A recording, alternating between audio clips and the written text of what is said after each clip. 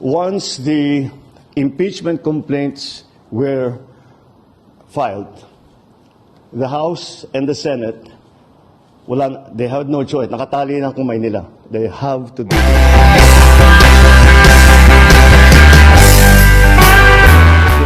Today. Now, I know I have been watching, of course, I've been watching the coverage on the impeachment proceedings in the different, both from the traditional media and social media. And maliwanag naman na marami kayong itatanong. Kaya sabi ko, hindi naman yung mga sagot ko hindi makukuha sa isang sentence lang. Kaya kailangan siguro gawin na natin to. And so anyway, so let's start a subject on the impeachment of Vice President Sara by the House of Representatives. Now, I think it is useful, siguro para maunawaan talaga natin ang mga pangyayari at bilang siguro parang paliwanag na rin doon sa mga tanong na nakikita ko sa mga commentator. Number one, maalala ninyo, nagsimula lahat ito nung I made the pronouncement, sinabi ko na ayaw ko yung sana wag na tayo mag-impeachment dahil madaming ibang trabaho at actually it's also not practical. At nung panahon na yon, nung una kong sinabi yun, wala pang nagfa-file ng impeachment. Kaya sana, I was hoping na makumbinsi ko lahat ng kung sino man, wag na muna natin gawin ito. Kung talagang meron kayong paniniwala na kailangan gawin ito, wag naman siguro muna ngayon at marami pa tayong gagawin. Kaya kung titignan naman ninyo, yung mga kaalyado ko sa House of Representatives, wala sa kanila ang nag-file. Wala sa sumunod naman nila sa hiniling ko sa kanila na wag silang mag-file ng impeachment dahil hindi magandang timing at saka marami pang problema. Ngunit, may ibang grupo, of course, the Makabayan Group out of the House of Representatives, Senator Laila De Lima, the religious group nag-file ng tatlo. And if you remember, nung statement si JPE na sinasabi niya, hindi pwedeng pigilin yan dahil may grupo na ayaw. I think he was referring to Iglesia ni Cristo. So sinabi niya, hindi naman natin pwedeng pigil dahil may grupo o may tao na ayaw yan. At sinabi ko sa inyo, nung tinanong niyo sa akin, sabi ko, I agree with him. Totoo. And if you remember, my words were this: they will not, once the impeachment complaints are filed, they have no choice. The House has no choice. The Senate has no choice. Kailangan nilang i-proseso ang impeachment complaint. And that's exactly what has happened.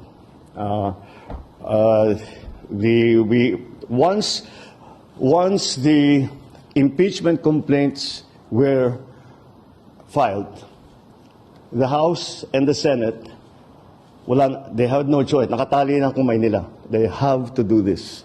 And they have to do it in recognition of the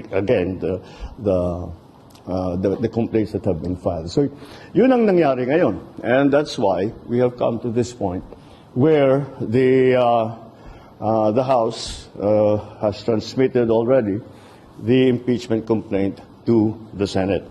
We have heard some of the statements made by the Senate President as to how he is planning to handle it.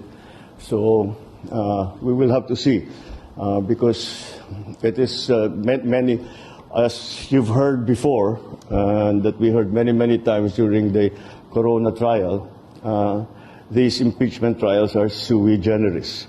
And therefore, we have to be very clear how the rules are and how it will be conducted. Yun ang naalala ko because I was also in the House and I was in the Senate during the Corona trial. Kaya I have some understanding do sa mga procedure. But anyway, that's the way I see it. That's the way that happened. And now I'll open the floor to any questions of yours. Thank you, Mr. President. First question, Ivan Marina, GMA7. Good afternoon, Mr. President. Good afternoon. While it is true na constitutional duty ng House na to act on the impeachment complaint, meron ho silang choice kung i-endorse sila o hindi. Diretsuhin ko na po yung tanong, did you have a hand in this impeachment? No, the executive cannot have a hand in the impeachment. Walang role ang executive sa impeachment. Of course, did we discuss it with the Speaker? Did we discuss it with the other congressmen? Of course. And tinatanong, anong plano ninyo? Ano ba talagang gusto ninyong gawin?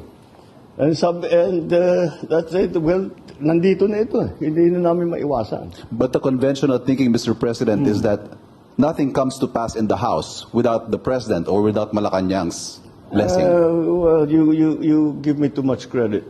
But again, what the House has done is clearly the mandate that they have been, the constitutional mandate that they have to proceed with the impeachment complaints. So that's why I think they're just following the procedure. Ang punot dulo nito na-transmit nila ang impeachment complaint sa upper house. One last point from my end, Mr. President. Kapansin-pansin na unang pumirma sa endorsement ng anak ninyo. Did he seek your advice on this, and what did you tell him? Of course, he did. And I said, it was very simple, but I told him. And he said, you know, mukhang magpipirmahan na. What's your opinion on what I should do? And I told him, I said, the process is begun. It has, parang batas yan eh. When you're in the legislature, when you file a bill, okay, House Bill number 1, 2, 3, etc. Pag file mo niyan, that bill takes a life of its own. Kahit anong gawin ng congressman na nag-file o senador na nag-file, kahit ayaw niya yung mga changes na magagawin doon sa kanyang bill, wala na siyang magagawa. Because the bill is going through the process as it should. And part of that process will be amendments, etc., additions, all that.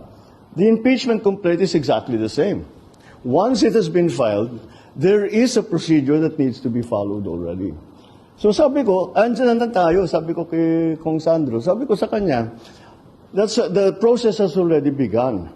So it's your duty now to support that process. So do your duty. That's what I told him. Do your duty. You have to support the process. You are constitutionally mandated to carry out that process. And you are a congressman, so do your duty. That's what I told him. I didn't know you'd be the first to sign, though. Maricel Halili, News 5. Sir, magandang hapon po. Sir, you were very vocal before na ayaw niyo po ng impeachment because it's not the right time. But now na it's there already, paano niyo po ito nakikita na makakaapekto, especially dun sa mga ongoing priorities? Well, it depends on how the Senate chooses to handle it. Hindi pa maliwanag kung ano yung plano ni Senate President at saka yung ating mga senador. Kung paano nila gagawin, if they will immediately convene, if they will still study the rules, if they are going to wait until the next session. So we'll have to wait until they decide on how it's going to be. Pero just to be categorical about it, sir, don't you see this as a defiance in a way, considering na naging vocal na po kayo before that this is not the right time, and yet nag-proceed pa rin yung impeachment case? No. I'm sure that the parties that filed the impeachment cases felt strongly about it, and despite my importunings and expressing my opinion that we really would rather not have the impeachment, they continue to do that. So, it's not defiance. May ganyan ang kanilang paniniwala. Sa kanilang paniniwala, kailangan gawin ito. Kahit na sinabi ko na sana wag na, hindi pwede, hindi namin pwedeng palampasin ito. Ganun ang thinking nila. So, tinuloy nila. And I don't view that as a defiance. I view that as they're expressing what they feel to be.